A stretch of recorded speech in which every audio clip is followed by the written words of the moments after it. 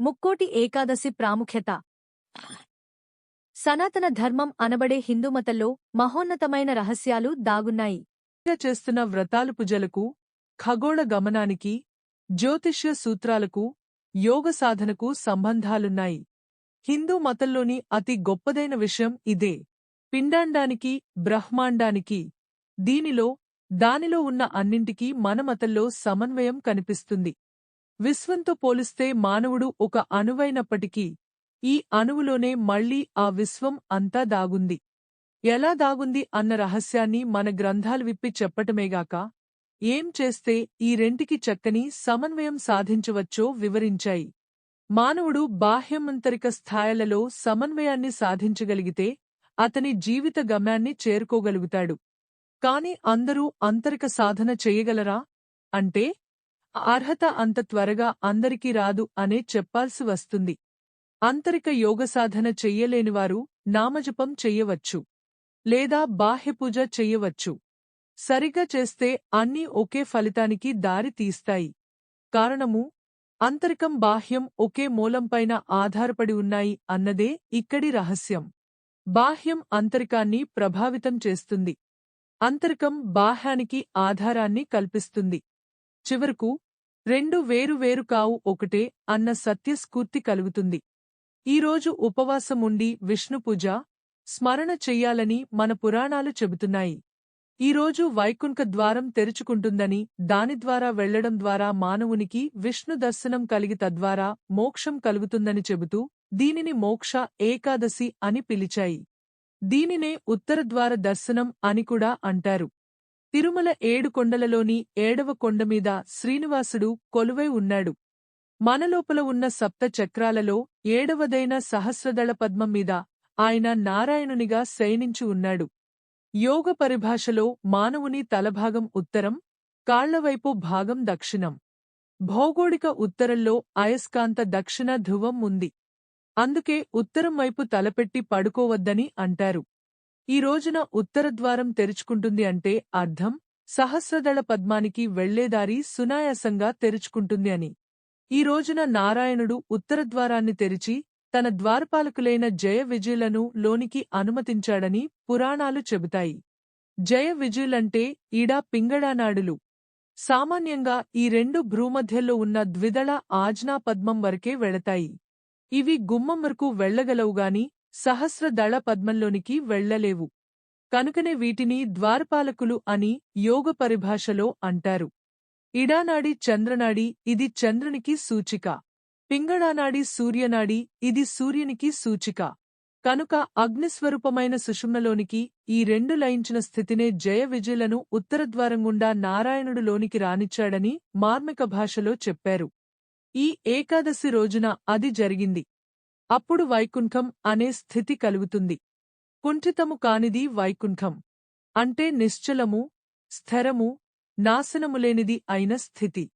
ఉచ్ఛ్వాస నిశ్వాసములతో నిత్యం చంచలంగా ఉండే మనస్సు పరబ్రహ్మాను సంధానం ద్వారా నిశ్చలత్వాన్ని పొంది అఖండ సచ్చిదానంద స్థితిలో లీనం కావడమే ఈడాపింగళ రూపులైన జయ విజయులు ఉత్తరద్వారం గుండా వైకుంఠ ప్రవేశం చెయ్యటం అంటే అర్థం. అంటే ఈ రోజున సాధనకు అనువైన స్పందనలు, ఈ స్థితిని సులభంగా ఇవ్వగల ప్రభావాలు ప్రకృతిలో అధికంగా ఉంటాయి. దైవస్వరూపమైన గ్రహాలు ప్రకృతి కూడా ఈ రోజున భగవద్దర్శనానికి బాగా సహాయపడతాయి. ఇది ఆంతరిక విషయం. ఇక బాహ్యంగా కనిపించే సూర్యచంద్రుల విషయం గమనిద్దామా?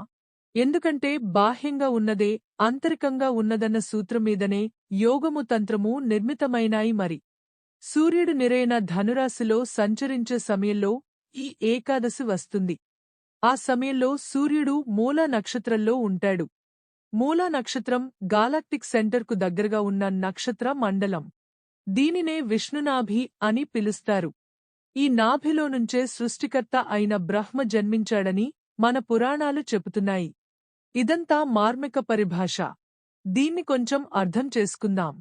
నిరవధిక శూన్యంలో నుంచి మొదటగా సృష్టి జరిగిన ప్రదేశం మూలా నక్షత్రమండల ప్రాంతంలోనే ఉంది. కనుకనే దీనిని విష్ణునాభి అంటూ, ఇది సృష్టికర్త అయిన బ్రహ్మదేవుని స్థానంగా అలంకారిక మార్మిక భాషలో చెప్పారు.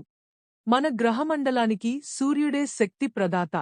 ఆ సూర్యుడు ఇక్కడి నుంచి పుట్టినవాడే. కనుక సూర్యుడు తనకు శక్తినిస్తున్న మరియు తాను పుట్టిన విష్ణునాభి అనే మహాశక్తి కేంద్రం ఉన్నటువంటి మూలా నక్షత్రమండల ప్రాంతం మీదుగా ప్రతి ఏడాది ఇదే సమయంలో సంచరిస్తాడు. వెలుగును శక్తిని ఇచ్చేటటువంటి సూర్యుడు ఈ సమయంలో మూల శక్తి అయినటువంటి మూలా నక్షత్ర ప్రాంతంలో సంచరిస్తూ లోకానికి శుభంకరమైన ధర్మస్వరూపమైన ఆధ్యాత్మిక వెలుగును ఇస్తాడు. ఈ మాసంలో ఏకాదశి నాడు సూర్యచంద్రులు ఒకరికొకరు పంచమ నవమ స్థానాలలో ఉంటారు. ఇవి కోణస్థానాలు కనుక అత్యంత శుభప్రదమైనవి. ఇక చంద్రుని స్థితి చూద్దాం. రాశులలో మొదటిదైన మేషంలో చంద్రుడు ధర్మస్వరూపమైన నవమ స్థానంలో నారాయణ స్వరూపుడైన సూర్యుడు ఉంటారు. మేషం తలకు సూచిక కనుక తలలో ఉన్న సహస్రదళ పద్మం సూచింపబడుతున్నది. తెల్లని పాలవంటి శుక్లపక్ష ఏకాదశి నాటి చంద్రునికి సూచికగా పాలసముద్రం మీద శయనించి ఉన్న మహావిష్ణువు సర్వవ్యాపకమైన మహాశక్తి స్వరూపం సూచింపబడుతున్నాడు. ఈ రోజున సూర్యుడు మూల శక్తి స్థానంలో ఉంటాడు. చంద్రుడు దానికి పంచమ కోణంలో ఉండి కోణదృష్టితో ఆయన్ను చూస్తుంటాడు. అంటే మనస్కు సూచిక అయిన చంద్రుని దృష్టి ఈ రోజున మూలా నక్షత్ర స్థితుడైన ఆత్మ సూర్యునిపైన ఉండటం వల్ల ఏం సూచింపబడుతున్నది?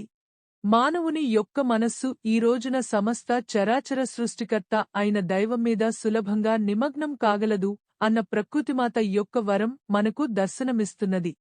అంతేకాదు, సూర్యుని కోణదృష్టి కూడా చంద్రునిపైన ఉండటం వల్ల మూలా నక్షత్ర ప్రాంతపు మహాశక్తి సూర్యుని వేడిమి ద్వారా వచ్చి అది చంద్రునిపై బడుతున్నది. అంటే భగవంతుని ప్రసన్న దృష్టి కూడా ఈ రోజున అత్యంత దయాపూరితంగా మానవుల అందరిమీద ప్రసరిస్తుంది. దీనినే వైకుంఠపు ఉత్తరద్వారం తెరుచుకోవటం, నారాయణుని దర్శనం కలగటం అని మార్మిక భాషలో చెప్పారు.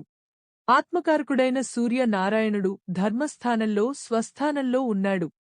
మన కారకుడైన చంద్రుడు శిరోస్థానమైన మేషంలో ఉండి సూర్యుని చూస్తున్నాడు. ఇది ఈ సమయంలో ప్రకృతిలో జరిగే ఒక అమరిక. అంతరికంగా ఇది ఒక అత్యంత మార్మిక సూచన. దీని అంతరార్థం యోగులకు విదితమే. ఖగోళంలో జరిగే ఈ అమరిక వల్ల మానవుని లోపల కూడా ఈ రోజున విష్ణు సాన్నిధ్యాన్ని సులభంగా పొందగలిగే స్పందనలు ఉంటాయి. మానవుని సాధనకు విశ్వంలోని వాతావరణం ఈ రోజున చాలా అనుకూలంగా ఉంటుంది. మనస్సు తేలికగా భగవద్ధ్యానంలో నిమగ్నం కాగలుగుతుంది. కనుక యోగులైనవారు ఈ రోజున సాధనను తీవ్రతరం చేస్తే అనుకూలంగా ఉన్న గ్రహ అయస్కాంత ప్రభావం వల్ల ఉత్తరద్వారం అనబడే అజ్ఞా సహస్రదళ పద్మముల మధ్యనున్న రహస్య ద్వారం తెరుచుకుని కుండలిని సహస్రదళ పద్మం అనబడే వైకుంఠాన్ని చేరగలుగుతుంది. ఇదే మోక్షం పొందటం అంటే. మూలాధారం నుంచి సహస్రదళం వరకు వ్యాపించియున్న కుండలిని శక్తిమీద పవళించి ఉన్న మహాశక్తి స్వరూపాన్నే మన పురాణాలు ఆదిశేషుడనబడే మహాసర్పంపైన శయనించి ఉన్న మహావిష్ణువుగా మార్మిక భాషలో చెప్పాయి. ఆ సర్వేశ్వరుని కరుణ ఈ రోజున ఇతోధికంగా మానవులకు లభించగలదు. ఇదే ముక్కోటి ఏకాదశి యొక్క రహస్య ప్రాశస్త్యం. మరి ఈ రోజు ఎలా ఉపయోగించుకోవాలి అన్నది ఇక మనమీద ఆధారపడి